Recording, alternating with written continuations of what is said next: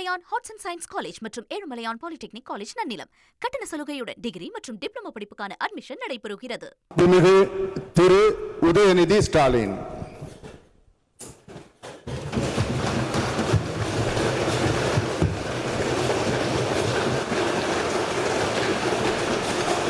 இவர் கண்டிப்பா உளமாறத்தான் உறுதிமொழி ஏற்றுக்கொள்வார் அப்படின்னு நம்ம உறுதியா சொல்ல முடியும்.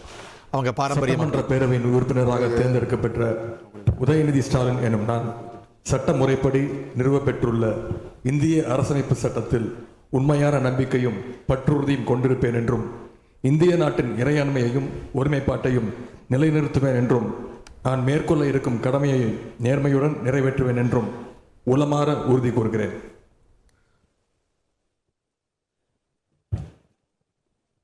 எதிர்க்கட்சி அந்தஸ்து அப்படிங்கிறது பிரதான எதிர்க்கட்சி அந்தஸ்து என்பது திராவிட முன்னேற்ற கழகத்துக்கு கிடைக்கும்.